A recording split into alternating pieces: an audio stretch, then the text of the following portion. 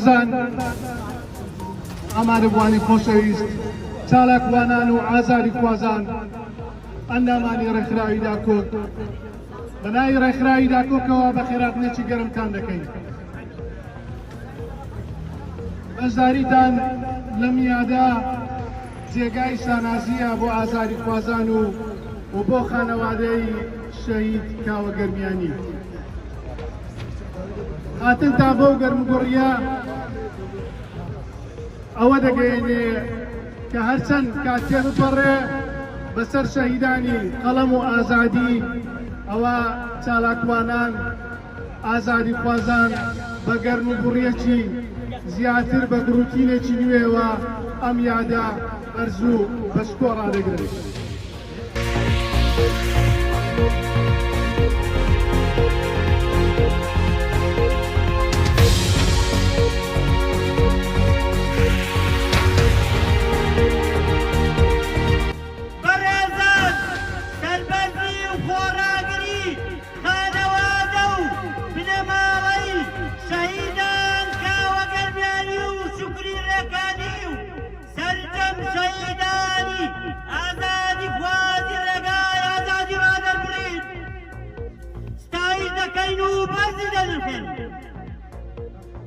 پشتیوانی دا کۆک بۆ بنەماڵەی هەردوو شەهیدی سەربەرز کاوە گەرمیانی و شوکری ڕێکانی دووپات دەکەینەوە و بەڵێن دەدەین بەڕێگای ئەوەندا بۆ بەرگری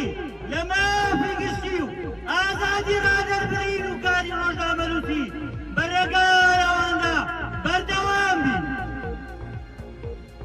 خۆشەویستان لەم میادەدا یەکەم نامانەوێ کەیسی زیندانیانی بادینان و شێروان شێروانی بەرامێر بکەوێت و لە بیر کاڵ بێتەوە ئیدانەی بەناڕەوە هێشتنەوەیان دەکەین لە زیندانە زەردەکاندا. بەڕێزان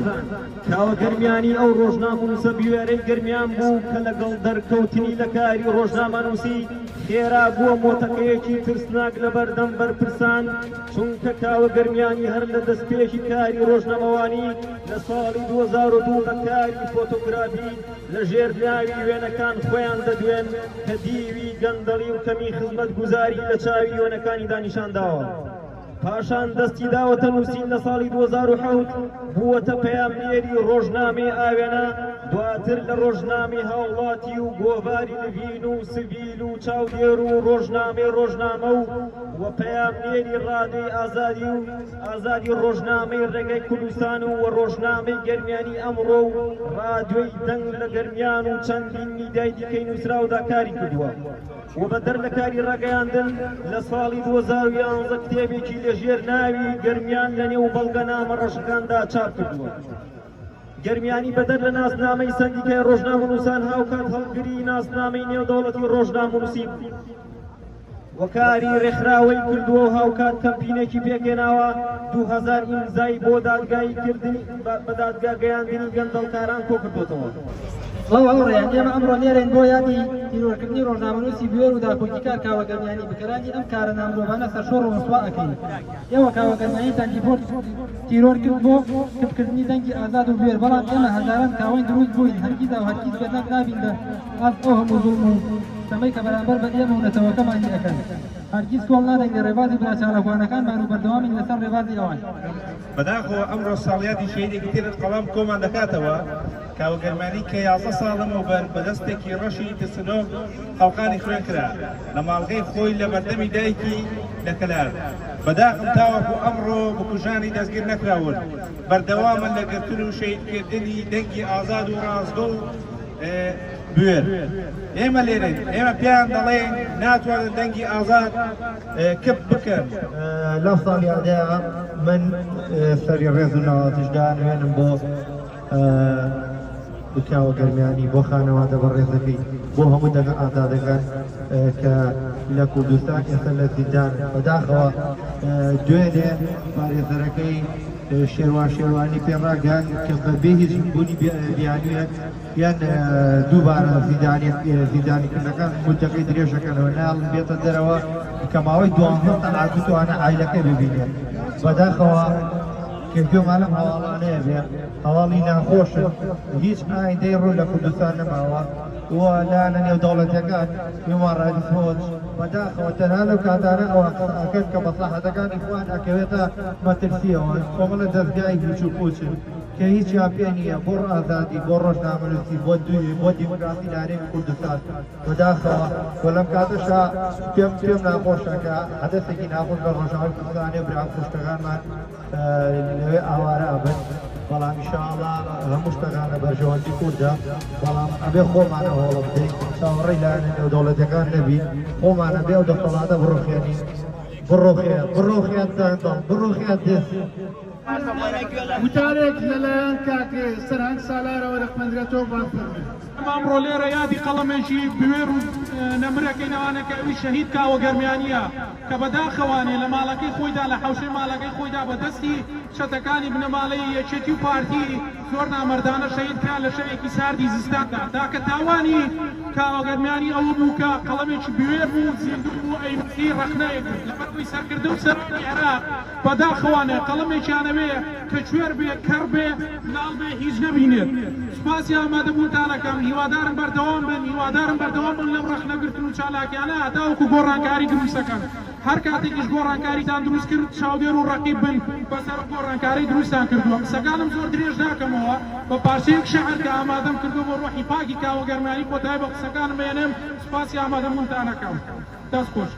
هۆکاوەی سەرکردەی سوپای قەڵەم ئەی قوتابخانەی بوێری و دژبەستەم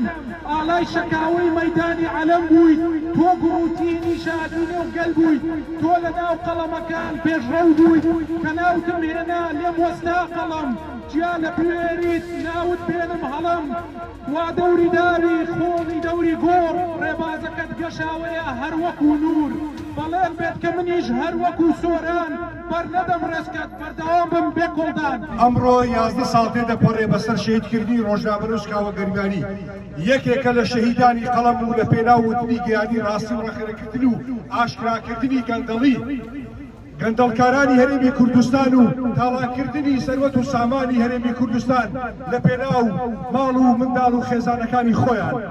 بنەماڵەی تاڵەبانی و بارزانی هەر لە دێر زەمانەوە دەستان سوورە بە خوێنی ڕۆڵەکانی ئازادی ڕادەربرین و ڕۆژنامەنووس و چالاکوانان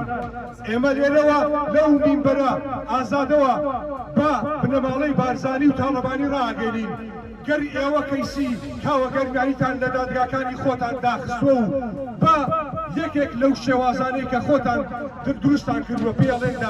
دادگای گەندەڵ ئەو کەیسە لای خانەوادەی بەڕێزی کاوە گەرمیانی و لای ڕۆژنامەنووسانی ئێمە و چالاکوانانی ئازادی خوازان هەرگیز داناخرێت و هەرگیز کۆڵ نادەین تا گڵۆپی خوێنمان ئەبین بەو چەکە و قەڵەمەی کە کاوە گەرمیانی هەڵیگرتبوو.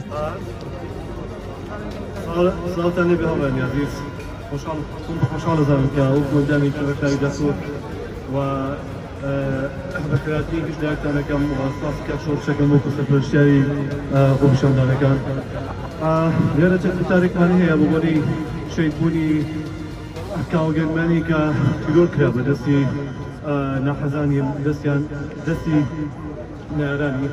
ئێرەوە سەری ڕێز وازە بۆ کاوە گەرمیانی و سەرجەم قوربانیانی ڕێگای ئازادی خوازدا ئەنوێنین بەڕێزان ئێمە باش ئەزانین کە کاوە گەرمیانی یەکەم شەهیدی قوربانی ڕەخنەگر و لە گەندەڵکارانی پاڵانچیانی کوردستان نییە کە ڕوبەڕووی کوشتن و تیرۆرش بۆتەوە بەڵکو مێژووی ئەو حیزبانە مێژوویەکی ڕەش و پڕ لە تاوان و کوشتنە بەرامبەر بە ڕەخنەگر و ڕۆژنامەنووسان بۆ ئەوەی سنوورێک نابنین بۆ ئەو تیرۆرانە بۆ ئەوەی دەستی گەندەڵکاران کورد بکرێتەوە دەبێت شارەکانمان لەسەر دەسەڵاتداران و تونتر بکەینەوە بۆ فشارهێنان بە ئاشکراکردنی بکوژان و توژانی کاوەگەرمیانی و سەردەفرمان و ویداد حوسێن و چەندین ڕۆژنامەنووسی تر. لە کۆتاییدا دەڵێم بەرز و پیرۆز بێ یادی کاوەگەرمیانی و تەواوی قوربانیانی ڕێگای ئازادی خوازن. بەداخەوە تیرۆرکردنی ڕۆژنامەنووسان و ڕەخنەگران لە هەرێمی کوردستان شێگەی داخواسەفە. هەر بۆیە ئێمە ئەمڕۆ لێرە کۆبوونێتەوە دەمانەوێت بە دەسەڵاتداران و سیاسیانی هەرێمی کوردستان ڕابگەێنین کە با بەس بێ کوشتن و تیرۆرکردنی ڕۆژنامەنووسان لە هەرێمی کوردستان. کاوەگەرمیانی بەداخەوە ئەسەفێکی گەورەیە بۆ ئێمەی نووسەر، بۆ ئێمەی ڕەخنەگەردشی سیستەمی حکومڕانی دەسەڵاتی کوردی. هەر بۆیە وەکو وەفایەک بۆ کاوەگەرمیانی، وەکو ڕێزێک بۆ کاوەگەرمیانی تکایە بە دید و ڕەخنەکانتان، بە نووسینەکانتان با ببێتە تەوقێکی ملی سیاسی و دەسەڵاتەکانی کورد. هەمومان کاوەگەرمیانی ئەمڕۆ لێرە. زۆر سوپاس بۆ هەمووتان. خاکی ئینگلیزەکانە، دۆزەخی گەندەڵکارانە، دۆزەخی گەندەڵکارانە، چارەسەری ئەو گەندەڵانە، چارەسەری ئەو گەندەڵانە وەک کابرای هێلکە بارانە، وەک مەسرور هێلکە بارانە. Kawa Germiani's life in short. Kawa Ahmed Muhammad, also known as Kawa Germiani, was born in 1979 in Rasht, Iran. After spending a lifetime in exile, he came to South Kurdistan and settled in Kalar. Kawa Germiani started school in 1984 at the age of 5 and completed his primary education in Nizal and Mirwari schools. He stayed in school until the second grade of secondary school and later dropped out of school due to the difficulties of life and tended to work in order to survive for himself and his family, especially after his father's death. In addition to Kurdish, Kawa Germiani was familiar with other languages such as Persian and Arabic, and was able to benefit from them. Before entering the world of journalism, Kawa Germiani started